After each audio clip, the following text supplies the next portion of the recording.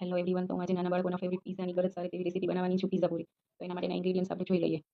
તો એના માટે મેં એક વાટકો મેંદાનો લોટ લીધો છે, એક વાટકો ઘઉંનો લોટ લીધો છે, ચીઝ બ્લોક લીધો છે, 2 ચમચી ચીલી ફ્લેક્સ લીધા છે, 2 ચમચી મિક્સ હર્બ છે. તો અહીંયા મેં મેંદો અને ઘઉંનો લોટ બંનેનું પ્રમાણ સરખું જ રાખ્યું છે, બંને એક એક વાટકો લીધું છે. તો ચાલો આપણે પિઝા પૂરી બનાવવા માટેનો લોટ રેડી કરીએ. તો મેં અહીંયા એક વાટકો મેંદાનો લોટ લીધો છે. મેંદો એડ કર્યા પછી હું એમાં એક વાટકો ઘઉંનો લોટ એડ કરું છું. ઘઉંનો લોટ એડ કર્યા પછી હું એમાં 2 ચમચી મિક્સ હર્બ એડ કરું છું. હવે એમાં 2 ચમચી ચીલી ફ્લેક્સ એડ કરવાના છે.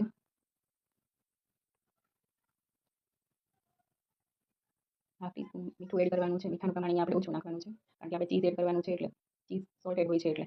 હવે આપણે એમાં 1 ચમચી ઓઇલ એડ કરવાનું છે મોણ માટે. તેલ એડ કર્યા પછી આપણે ચીઝ બ્લોક ખમણી દેવાનું છે. ચીઝ તમને જેટલું ભાવતું હોય એટલું વધારે પણ તમે એડ કરી શકો છો. મેં અહીંયા હાફ બ્લોક એડ કર્યો છે ચીઝનો. ચીઝ ખમણ્યા પછી આપણે બધી વસ્તુ બરાબર લોટમાં મિક્સ કરી દેવાની છે. બધું મિક્સ થઈ જાય એટલે આપણે એમાં ધીમે ધીમે પાણી એડ કરીને લોટ બાંધી લેવાનું છે.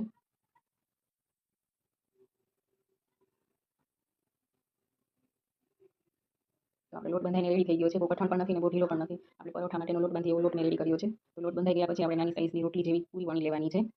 પછી એમાં આપણે ફોર્કથી કાણા પાડી દેવાના છે. કાણા પાડ્યા પછી આપણે કટરથી એને 4 પીસમાં કટ કરી દેવાનું છે.